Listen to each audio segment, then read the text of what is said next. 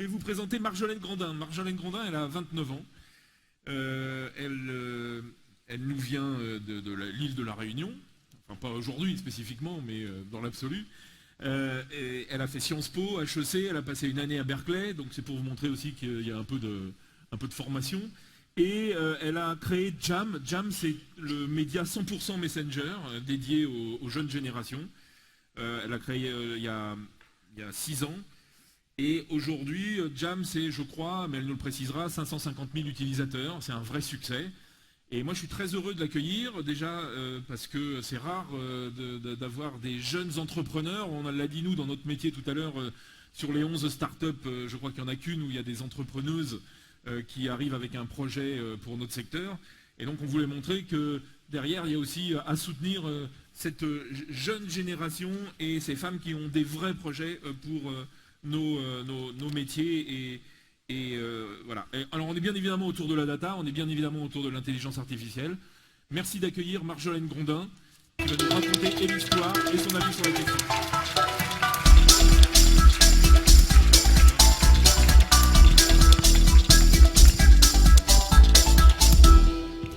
Bonjour à tous, merci Lionel pour l'introduction.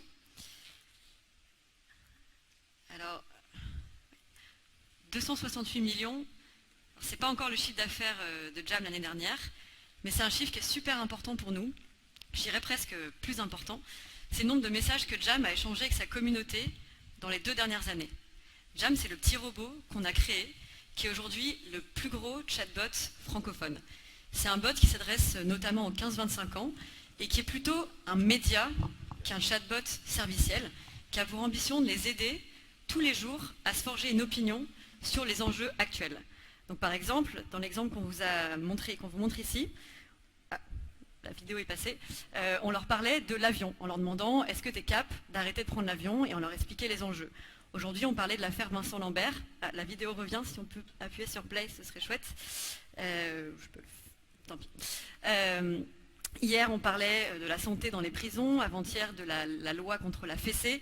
Enfin, tous les jours, on prend un sujet d'actualité et Jam vient en push leur en parler, leur expliquer ce qui se passe, leur poser beaucoup de questions, les challenger, les faire réfléchir.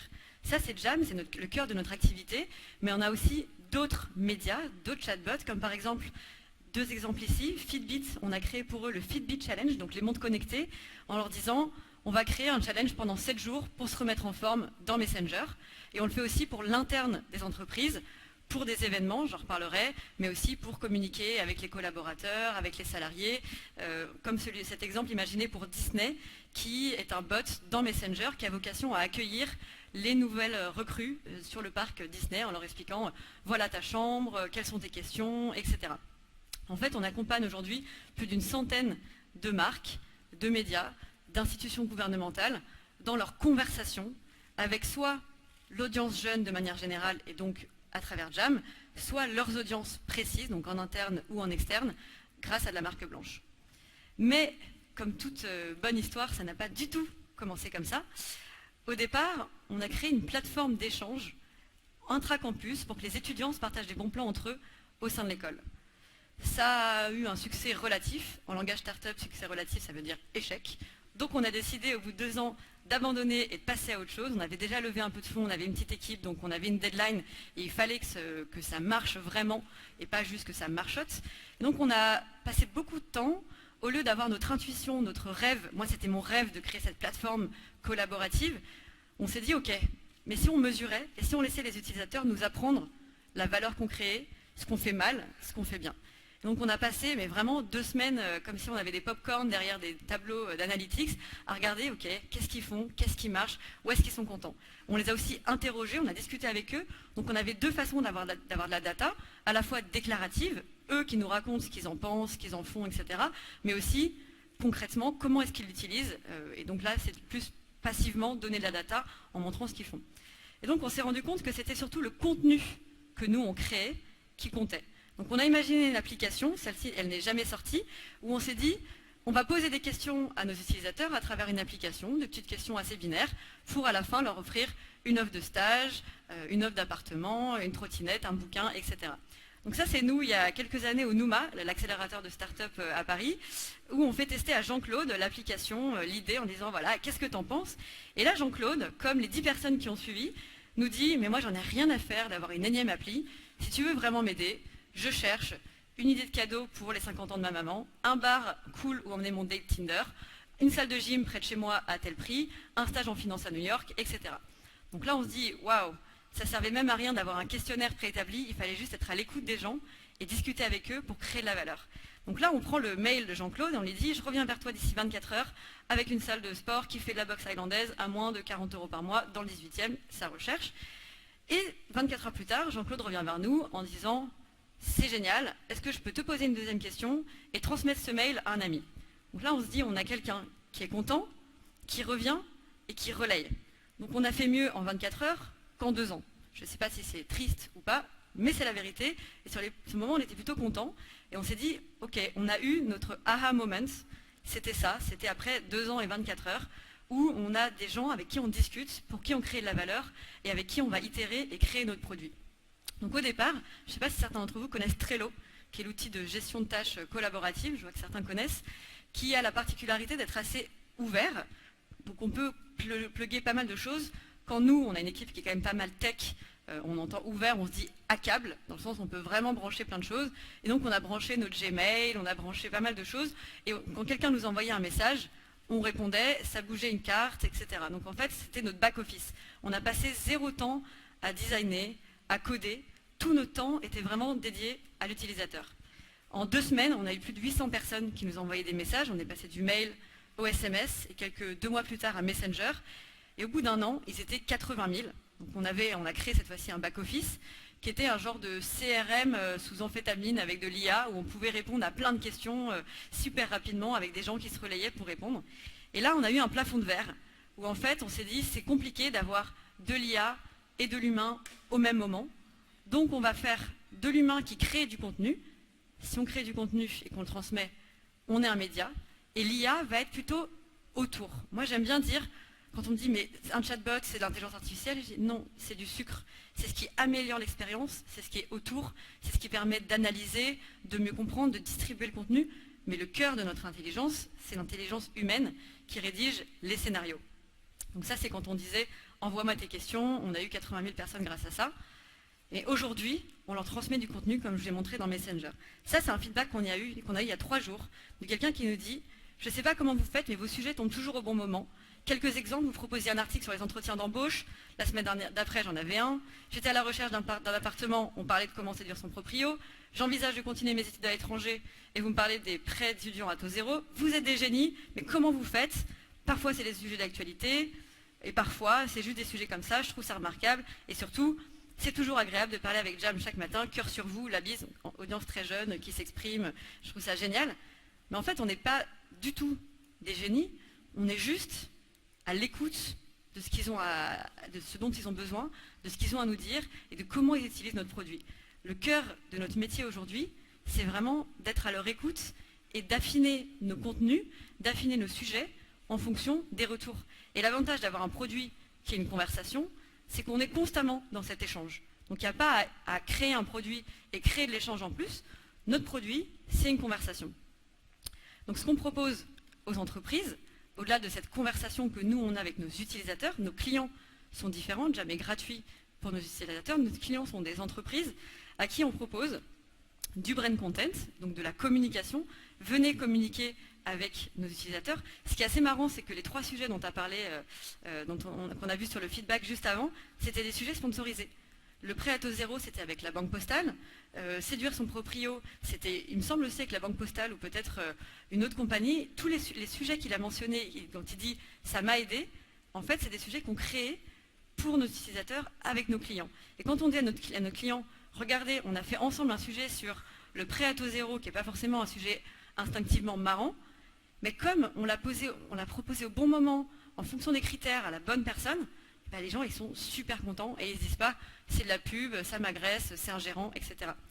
La deuxième chose qu'on fait, c'est ce qu'on appelait l'offre Insights.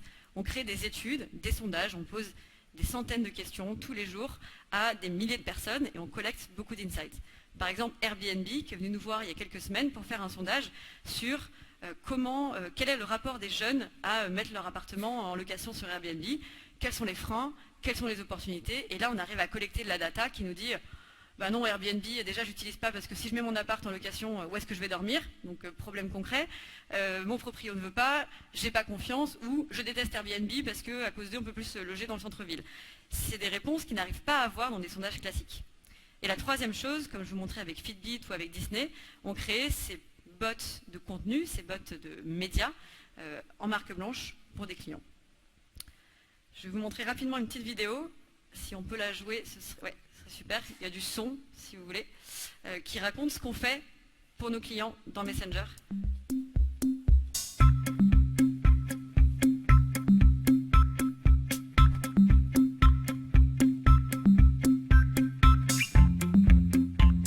Donc ça, c'est un contenu pour Spotify.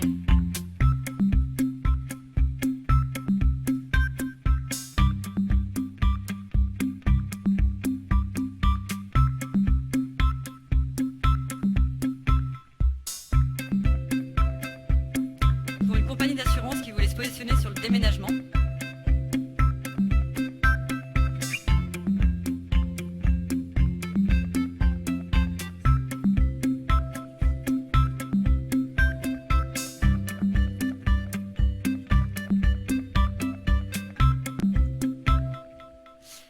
Mais en fait, moi je suis convaincue, on ne fait pas de l'événementiel. Aujourd'hui chez Jam, on est un produit, un service, un média. Mais je pense que quoi qu'on soit, événements aussi, voilà, services, contenu, etc. Ce qu'on propose, et c'est intéressant parce que c'est ce qui est ressorti dans le sondage sur l'impact de la data, c'était améliorer l'expérience, améliorer le contenu. Ce qu'on propose tous, quand on travaille sur du contenu, que ce soit en live, que ce soit via un média, que ce soit, peu importe, c'est toute une expérience qui pour nous, en fait, j'ai appris en travaillant, en itérant, en pivotant à la sueur de notre front, c'est comment créer un produit, quel est le cycle de vie et les étapes fondamentales par lesquelles on doit passer, quoi qu'on fasse. Donc le premier, on ne voit pas forcément très bien, pour moi c'est l'identification du besoin, travailler son positionnement, communiquer dessus, travailler ses messages clés, convertir les gens pour effectivement s'inscrire, acheter, s'abonner, etc. à notre produit, les retenir pour qu'ils restent et qu'ils ne bounce pas, qu'ils ne partent pas trop rapidement, avoir leur feedback et entrer en conversation avec eux. Et tout ça, c'est vraiment permis et c'est vraiment fait au-delà de l'intuition qu'on peut avoir. Et je pense qu'en tant qu'entrepreneur, notre objectif, c'est pas d'avoir de l'intuition, c'est vraiment d'avoir de la compréhension de ce que les autres veulent. Les gens savent mieux que nous quel est leur problème et savent mieux que nous ce qu'ils veulent. Notre objectif en tant qu'entrepreneur, c'est de les écouter et de répondre à leurs désirs de façon hyper créative, mais la data, elle va intervenir à chaque étape. Elle va intervenir pour comprendre le besoin, elle va intervenir quand on va se positionner, par exemple on se dit, bah, j'hésite entre deux offres de valeur et on va faire ce qu'on appelle de l'A/B testing, certains connaissent sûrement, je vais tester 2 propositions et je vais dire, bah, 80% a largement réagi là-dessus, je vais aller là-dessus. Donc, quelque chose qu'on fait pas mal dans les startups, c'est ce qu'on appelle les smoke tests, où on fait 2 pages d'accueil, 2 signalisations et on dit, voilà ma proposition de valeur 1, voilà ma proposition de valeur 2. En fait, ni l'un ni l'autre n'existe, mais je me dis, ok, sur 100 personnes, j'en ai 40 qui s'est inscrit au premier et 3 qui s'est inscrit au deuxième. 40% c'est pas mal, ok, on continue dans cette direction. Donc vraiment, travailler son positionnement, sa réponse aux besoins, mais vraiment, grâce à la data, c'est les gens qui vont nous dire, ça c'est beaucoup mieux. Et nous, on a parfois eu des intuitions, et en fait, quand on les teste, c'est flagrant que l'une des intuitions est mauvaise ou bonne et qu'il faut aller dans un sens ou dans l'autre. La communication, donc tester 3 messages, une fois qu'on dit mon positionnement sur cet événement, sur ce produit, sur ce contenu, c'est ça, tester 3 façons de communiquer, convertir, regarder quand les gens arrivent, est-ce qu'il y a 30% qui restent, qui rentrent dans le produit, qui s'inscrivent, etc. Les amener dans le produit, s'assurer qu'ils restent, donc ce qu'on appelle le taux de rétention, le feedback, donc là c'est surtout avec de la conversation qu'on arrive à avoir ce feedback, et enfin de l'interaction. Donc en fait, à tous les niveaux de la création, de la communication, de la pérennisation et de la fidélisation sur un produit, la data, elle va aider beaucoup plus que la simple intuition. Et en fait, ce que je voulais dire, c'est qu'on crée à la fois du contenu, de la connaissance, quand on crée un produit, un événement, un média, un service, et de l'expérience. Et ce que je disais, c'est que c'est intéressant sur le sondage qui est ressorti, c'est que pour vous, alors c'était 4,5 sur les deux, c'était un tout petit peu marginalement un peu plus que les autres, mais bon, c'est la seule data qu'on a et c'est très marginal, mais c'est vraiment l'expérience et le contenu sur lequel on peut avoir un impact quand on analyse de la data. Et aujourd'hui, en fait, la frontière, elle est en train de s'hybrider entre tous ceux qui créent du contenu et qui créent l'expérience, se disent finalement, ok, mais je peux m'amuser avec le format. Je suis un média, je peux créer un événement. En fait, aujourd'hui, je crée de la conversation sur mon site, mais je pourrais la créer en live. Je pourrais même héberger ces conversations, pas que en commentaire, mais carrément avec un lieu physique. Donc, je pense par exemple aux Échos, aux Parisiens qui créent leurs événements, mais aussi à Madines qui crée la Madi Keynote tous les ans, au Big Bang du Figaro, au Fubistalk, et nous avec Jam on a aussi un projet d'événement. Alors pour l'instant le nom de code, ce serait, enfin, la proposition de valeur qu'on va tester, c'est les moins de 25 ans, on vous parle des 25 prochaines années. C'est notre intuition, le projet il a 2 semaines, mais je vais passer des mois à le tester et à discuter avec les prospects pour voir si c'est un sujet qui les intéresse, un positionnement qui les intéresse. Et je pense aussi que dans quoi qu'on fasse, que ce soit un média, que ce soit un événement, un service, etc., la conversation devient le fil rouge. Et comme j'expliquais, la conversation, ça peut être vraiment physique, en live, ça peut être facilité via un chatbot, comme je vous le montrais avec Jam, mais ça peut être une conversation un peu moins explicite, où on observe des datas, et en fait, on est en conversation avec les gens. Quand ils vous disent « j'ai cliqué là-dessus » et que vous regardez, c'est une forme, pour moi, de conversation. C'est une forme de dire « ok, je comprends ce que tu fais et je ne pense pas que je crée mon produit, je crée un temps fort et je regarderai ce qui se passe et on verra si les gens s'inscrivent. » C'est dire, fais quelque chose, je t'écoute, je regarde, j'observe et je prends des décisions. Si on parle des bots, qui est le sujet que moi je connais mieux, aujourd'hui je suis convaincue que c'est un moyen unique d'offrir une expérience, de comprendre et d'engager une audience grâce à une conversation qui va être personnalisée, intime, entre une entité et sa communauté pour renforcer le lien, renforcer la confiance. Je voulais vous partager une proposition qu'on avait faite à un événement, c'était pour la Commission européenne en Grèce, qui est venue nous voir en disant voilà, on a envie d'entrer en conversation avec nos visiteurs, on a envie de mieux les comprendre. Et donc on leur a fait une proposition et qui a débouché sur un bot qu'on a créé pour l'événement dont ils étaient très contents. Et donc je voulais vous montrer quelques extraits de la proposition. Donc ce qu'on leur a dit c'est la messagerie instantanée est le canal idéal pour transmettre et recueillir des informations. On n'a plus envie aujourd'hui de télécharger une application pour un seul événement qui va nous durer 24-48 heures. C'est long, c'est coûteux à produire. Les questionnaires, qui a envie à la fin de recevoir un mail pour répondre à une question, à répondre à plein de questions en disant votre taux de satisfaction sur une échelle de 1 à 5, etc. Et les affiches physiques, bon, c'est physique, c'est limité, on ne prend pas vraiment la puissance de tout ce que peut nous offrir le digital. Et pourtant, nous, on est convaincus qu'un événement riche et dynamique repose sur une communication fluide, des infos clés et sur sa capacité à s'améliorer. Donc nous, je vous passe la slide un peu plus technique, mais on leur dit, on s'occupe de tout, grâce à de la techno, mais aussi beaucoup d'éditorial, et on peut faire 2 choses, interroger la communauté, être à son écoute, donc par exemple, un petit questionnaire de satisfaction, où là, c'est vraiment des réponses de la data quantitative, mais on peut aller aussi dans le qualitatif, en posant des questions, en disant, par exemple, pour la Commission européenne, quel atelier t'a le plus plu, et qu'est-ce que tu verrais l'année prochaine, comment on peut s'améliorer, et là, contrairement à un formulaire où les gens répondent très vite et passent à la suite parce que c'est pas hyper marrant, ils sont contents en fait d'interagir dans Messenger avec l'événement. Et sur la partie communication, les guider sur le logement, les guider sur le planning, les speakers, etc. Donc vraiment avoir cette entité conversationnelle avec laquelle on peut échanger, à la fois pour avoir de la valeur, mais aussi pour transmettre de la data qui va être importante pour les organisateurs de l'événement. Alors, on ne voit pas mes petits emojis, c'est dommage, mais ce que je voulais dire sur ce slide, c'est que les chatbots aujourd'hui, c'est loin d'être une tendance anecdotique, et ça correspond à mon sens à 3 grandes tendances qui se sont réunies au même moment. La première, c'est la lassitude des applications, la deuxième, le messaging, et la troisième que j'ai un peu grisée, c'est les progrès de l'IA, qui sont pour moi la plus grande partie de la progression peut arriver là, parce qu'on est encore au balbutiement de ce qu'on peut faire avec l'IA dans la conversation, mais ce qui ne veut pas dire qu'on ne peut pas s'en servir pour collecter des datas. Donc quand je disais la première chose, la lassitude des applications, il y a 5 ans, on trouvait ça marrant de télécharger une nouvelle application, de redécouvrir son interface, de se créer un compte. Aujourd'hui, on a la flemme, on en utilise 10. Je vois tout le monde qui dit oui, ça ne nous fait pas marrer en fait de télécharger l'application, c'est plutôt une contrainte qu'autre chose. Et d'ailleurs, on en utilise 10 en moyenne maximum, et on passe la plupart de notre temps dans le messaging. Là, il est même pas à 10 heures. Je suis prête à parier que les 3/4 ou les 80% de votre temps sur votre téléphone, vous l'avez passé dans WhatsApp, iMessage, vos emails, Messenger, etc. En fait, aujourd'hui, quand on se réveille, quand on veut se reconnecter au monde, quand on veut de l'information, on va dans la messagerie. On ne va plus sur les applications, on va dans la messagerie. Donc si on veut apporter de la valeur, si on veut créer du contenu, si on veut être à l'écoute, il faut être dans la messagerie. Et les progrès de l'IA, qui sont un peu ce qui fluidifie la conversation, mais qui ne peuvent pas en être le cœur, et ce qui pour moi est une bonne nouvelle, parce que l'IA souvent fait peur. On se dit, oui, je veux bien faire un chatbot, mais la R&D, l'IA, c'est compliqué, ça coûte de l'argent, ça prend du temps, j'ai pas forcément les équipes.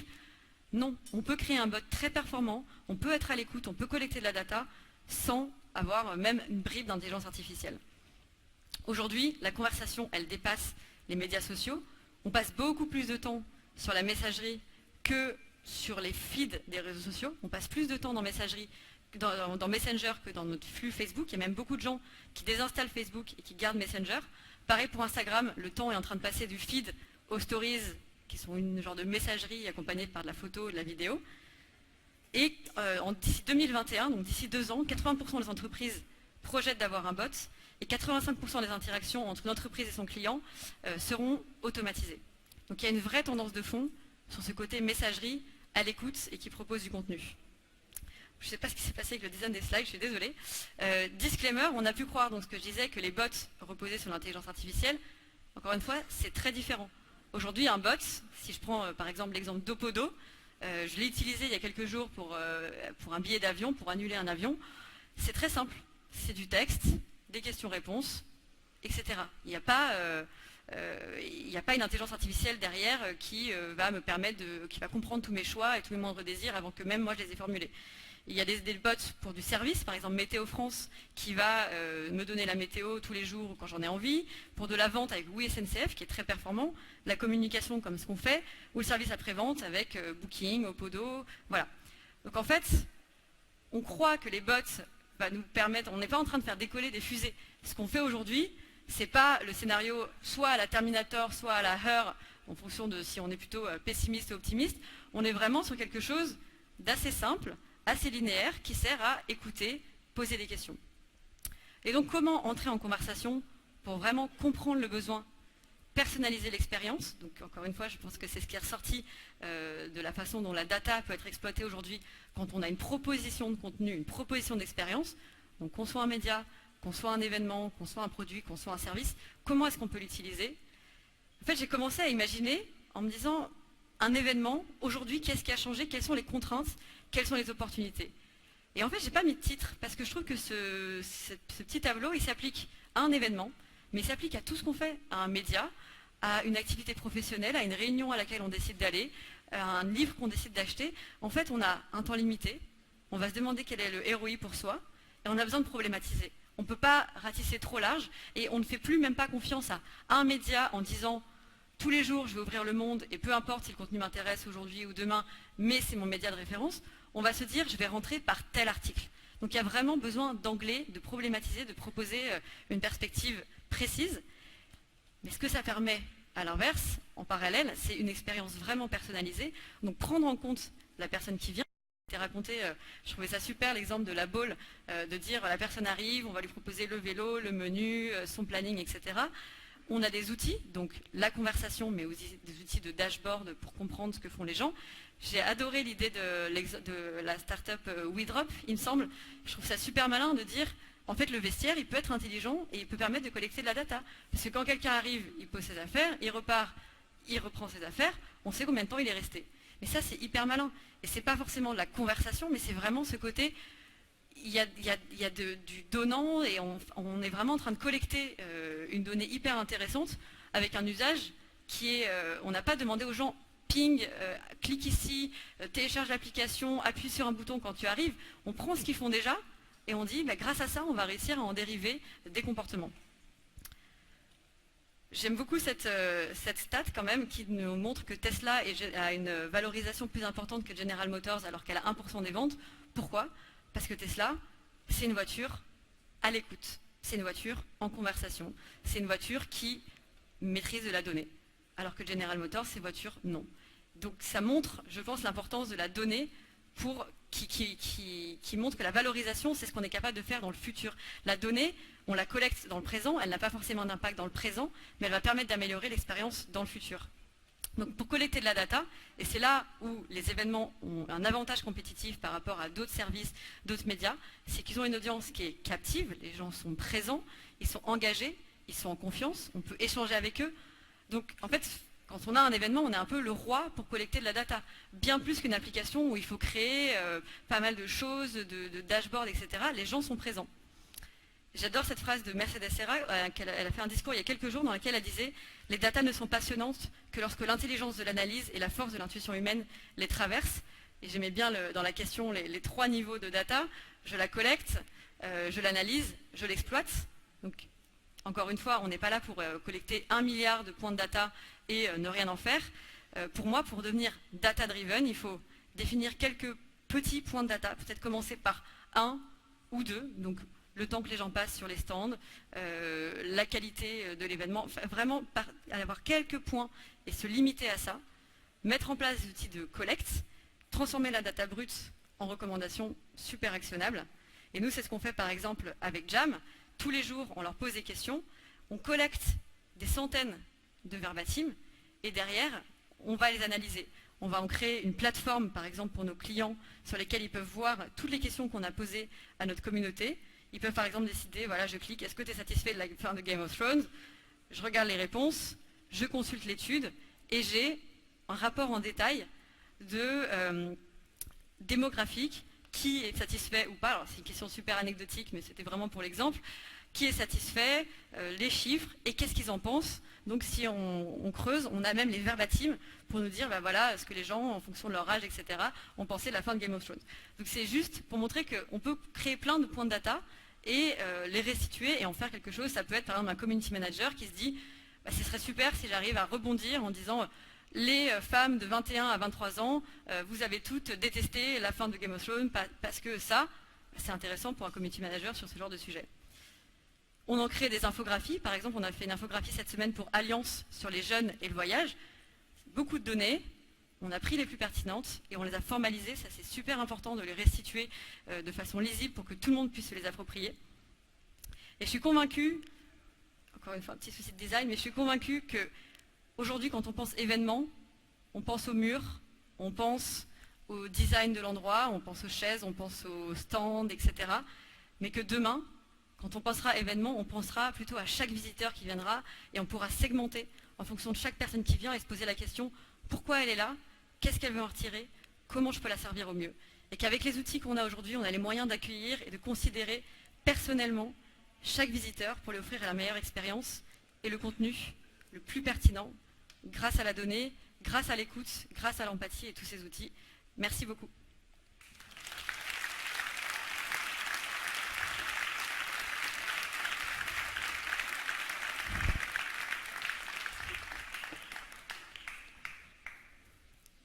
Est-ce qu'il y a des questions? Merci beaucoup. Est-ce que vous avez des questions? Ah. Là-bas, là-bas. Ah. Un petit micro? Eh ben c'est parfait. Bonjour, merci beaucoup pour cette présentation.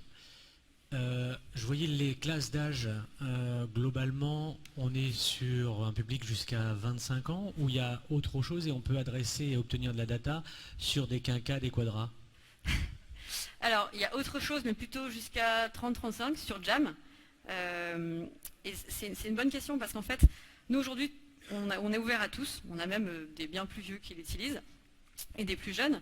Mais la donnée qu'on collecte et qu'on va exploiter, qu'on va proposer, elle est sur du 15-25 ans parce que c'est là-dessus qu'on a vraiment des choses intéressantes. Donc c'est aussi un choix de notre part d'avoir restreint en disant non seulement on ne va pas collecter toutes les données, mais on ne va pas les collecter sur tout le monde. Donc ça c'est juste un choix de produit pour nous de dire, même si on a des utilisateurs de tous les âges, 80% ou entre 15 et 25, notre proposition de valeur c'est de dire on sait analyser les 15-25 ans.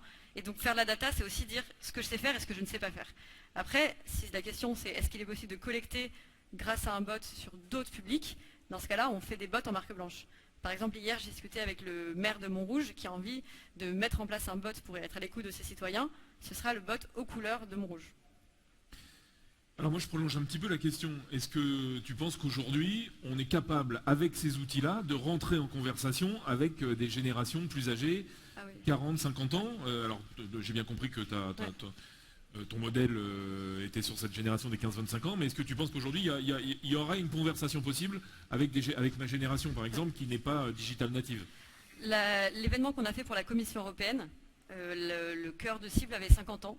Et ils ont eu 75% de taux de réponse à leur sondage, alors que d'habitude c'était plutôt sur 22% par mail, 75% dans Messenger. Aujourd'hui, Messenger, c'est l'application la plus téléchargée en France, messagerie, app, peu importe, de toutes les applications, et elle est massivement utilisée, donc le côté conversationnel ne fait pas du tout peur, au contraire, plaît beaucoup à toutes les générations. C'est un effet de mode ou tu penses que ça va être durable Je et pérenne? suis convaincue que la conversation va devenir le fil rouge d'absolument toutes nos expériences. Qu'on arrivera sur le site d'un média, à un événement, peu importe, il y aura toujours une surcouche conversationnelle. En fait, les gens me demandent souvent, mais est-ce que les chatbots vont remplacer les applications mobiles? Je dis, mais c'est pas le sujet en fait. Le sujet, c'est qu'il va y avoir une hybridation et qu'en fait, il y aura sûrement encore des interfaces. Quand je demande à Alexa, à Google Home en voix, qu'est-ce qu'il y a au cinéma en ce moment, j'ai pas envie qu'elle me raconte les bandes annonces. J'ai envie qu'elle me dise, qu'elle me pose 2-3 questions, tu veux aller où, à quelle heure, quel genre de film, ok, il y a tel film, et là j'ai un écran pour voir la bande-annonce, et peut-être les horaires. En fait, c'est vraiment un mix, mais pour moi, la conversation, c'est vraiment la maturation des outils technologiques qu'on ne pouvait pas faire il y a 5, 10, 20 ans, parce qu'on mettait toute la complexité chez l'utilisateur. On disait, le développeur, les designers, ils créaient leur interface, et ils disaient, bon maintenant, à vous de jouer, à vous de prendre 15 minutes à apprendre à l'utiliser, à vous de cliquer sur les menus, de regarder comment moi j'ai fait mon arbre de décision, etc. Et que maintenant on se dit, non en fait, toute cette complexité, tout ce back-office, cet arbre, il est chez les développeurs, il est chez les entrepreneurs, chez les designers, et l'interface elle est ultra simple pour l'utilisateur. Et la conversation va devenir pour moi la surcouche de tous les services qu'on va utiliser. Est-ce qu'il y a d'autres questions? Moi j'en ai une dernière, tu as parlé tout à l'heure des applications mobiles et du fait que toi tu pensais que effectivement le fait de télécharger était un vrai frein. On est dans cette période-là, chaque événement aujourd'hui a son application mobile à télécharger, je caricature à peine.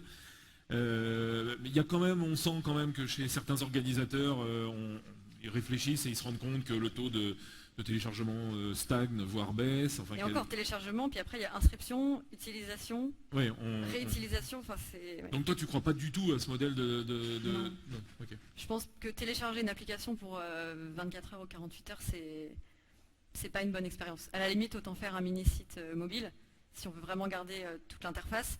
Mais je pense que l'accompagner d'un bot qui interagit, qui peut donner le programme, etc., a vraiment de la valeur. Merci beaucoup Marjolaine de Merci. toutes ces explications et de toutes ces expériences.